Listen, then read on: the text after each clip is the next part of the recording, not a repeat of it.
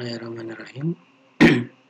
Materi berikutnya adalah menentukan akar persamaan kuadrat dengan melengkapkan kuadrat sempurna.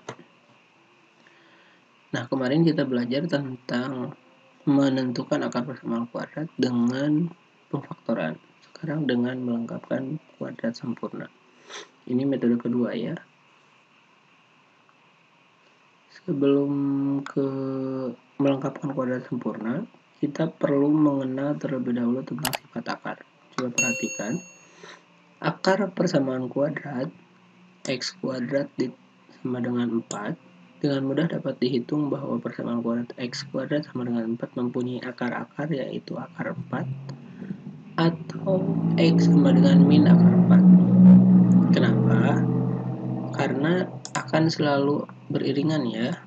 Kita lihat, dapat disederhanakan menjadi x sama dengan 2 atau x sama dengan min 2. Jadi akar 4 itu bukan hanya 2, yaitu 2 atau min 2. Karena min 2 dikuadratkan pun hasilnya 4. Berdasarkan contoh di atas, dapat disimpulkan bahwa, coba perhatikan, jika x kuadrat sama dengan k, dengan k suatu bilangan tak negatif, maka x sama dengan k dan min k.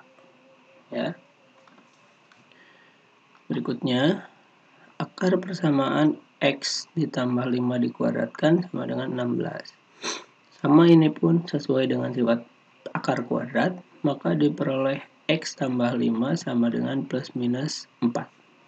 Nah, akar 16 itu 4 ya. Sehingga x sama dengan plus minus 4 dikurang 5. Ini sifat biasa ya sebetulnya. Oke. Kita lihat prosesnya.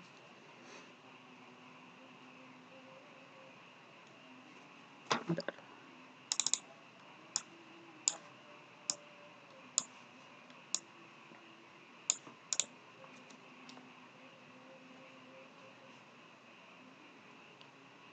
X ditambah 5 sama dengan plus minus 4. Karena plus minus, kita ambil satu dulu. Misalkan x1 ditambah 5 sama dengan yang positifnya dulu 4. Maka x1 sama dengan 4 dikurang 5. Ini proses menyamakan. Ya, menyamakan ruas kiri dengan ruas kanan. Ini dikurang 5, ini dikurang 5.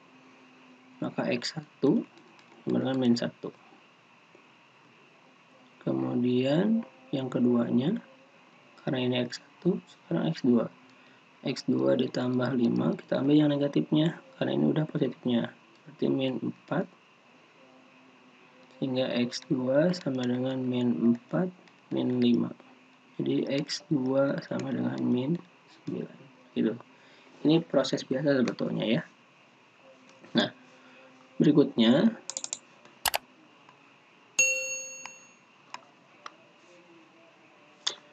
pada percobaan tadi yang di atas ya, kita amati bagian 1 dan bagian 2 di atas dinamakan sebagai bentuk kuadrat sempurna, atau secara umum dituliskan sebagai bentuk ini. Jadi bentuk kuadrat sempurna itu adalah x ditambah p dikuadratkan ditambah dengan q. Oke, kita tulis dulu. Bentuk umumnya x tambah p dikuadratkan ditambah dengan q.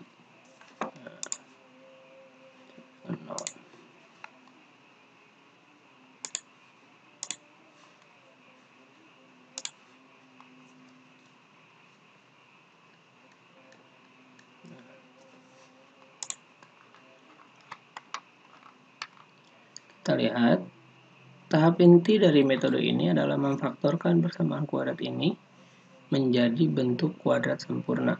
Atau kita, kalau misalkan diuraikan bentuk kuadrat sempurna yang ini, yang tadi, akan jadi seperti ini.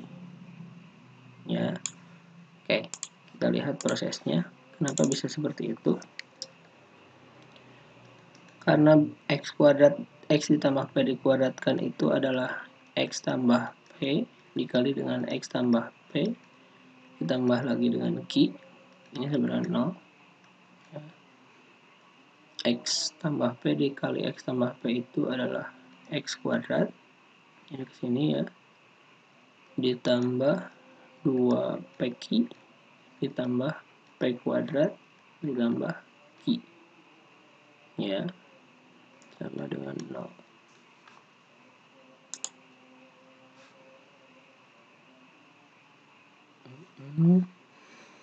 Untuk bentuk kuadrat sama, koefisien dari X kuadrat adalah 1.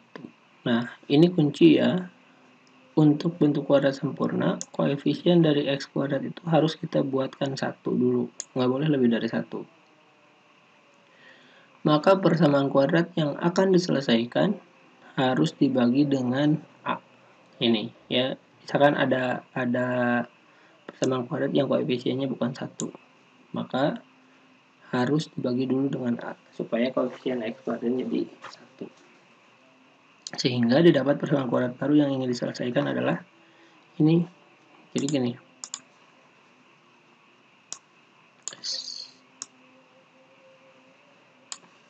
Nah, misalkan begini. Ada persamaan kuadrat, bentuk umum persamaan kuadrat itu kan bentuk umum persamaan kuadrat itu kemarin kita udah tahu ya, AX kuadrat ditambah BX ditambah C sama dengan 0. Nah, karena kita mau menyelesaikan dengan melengkapkan kuadrat, maka koefisien ini tidak boleh ada koefisien A selain 1. Sehingga untuk tidak ada koefisien atau bukan tidak ada koefisien. Untuk koefisiennya supaya menjadi 1, maka ini harus dibagi dengan A semua. Sehingga bentuk umumnya akan jadi X kuadrat ditambah B per AX tambah C per A sama dengan 0. Nah, ini adalah persamaan kuadrat yang akan kita cari akar-akarnya. Nah, oke. Maka berikutnya adalah mencari nilai P dan Q sedemikian sehingga memenuhi persamaan ini. X kuadrat ditambah ini yang atas ya, itu akan sama dengan ini. Karena ini bentuk umum persamaan kuadrat, ini pun bentuk umum persamaan kuadrat sempurna. Nah, oke, kita lihat prosesnya.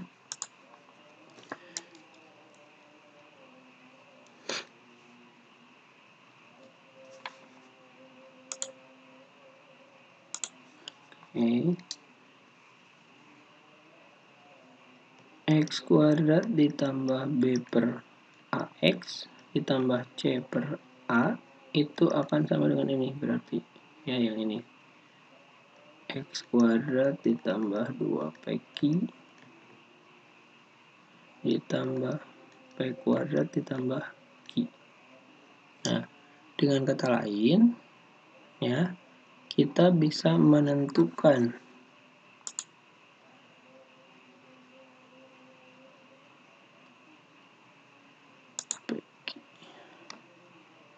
oh ini bukan PQ ya, PX ya, mohon maaf.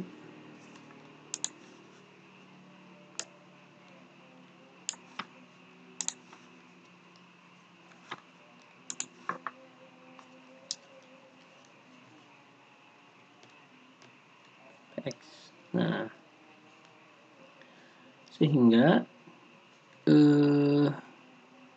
kita akan memperoleh 2P yang sama ya, yang bersesuaian, ini itu bersesuaian dengan ini. 2P itu sama dengan B per A. Sehingga P sama dengan B per 2A. Nah, P-nya. Q sekarang kita lihat. P kuadrat ditambah Q itu sama dengan C per A. Ya. Yang mau kita cari adalah Q-nya. Q sama dengan C per A dikurang P kuadrat. Sementara P kuadrat P-nya itu ini, B per A. sehingga Q sama dengan C per A dikurang B per 2A dikuadratkan. Oke. Sampai sini dulu, paham ya? Masih panjang ceritanya. Nah,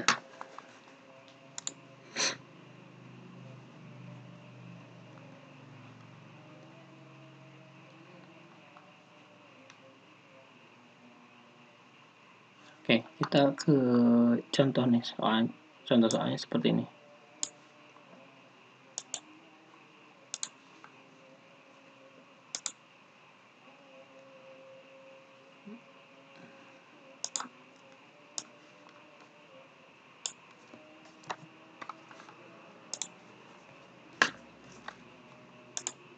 X kuadrat tambah 5X tambah 6.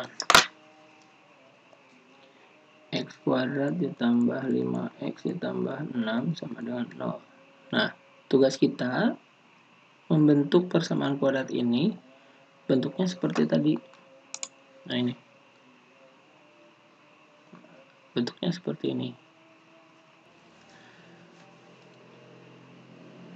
Nah, kalau seperti ini, berarti kita nyari bentuk umum persamaan kuadrat sempurnanya dulu. Ya, yaitu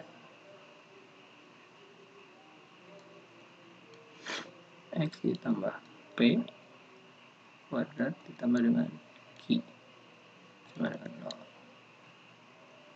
Dengan P sama dengan tadi itu B per 2A, berarti 5 per 2, Q-nya C per A dikurang B per 2A dikuadratkan. C per A 6 per 1, 6 ya, dikurang 5 per 2 dikuadratkan. 6 dikurang 25 per 4. Nah, ini kita samakan dulu penyebutnya. Ini 4, ini 4, ini tetap 25. Ini berarti jadi 24 ya, 6 kali 4. Min 1 per 4. Nah, berarti tinggal kita ganti saja. Tinggal kita substitusikan. X ditambah P-nya adalah 5 per 2 kuadrat tambah Q-nya, atau boleh kita langsung saja negatif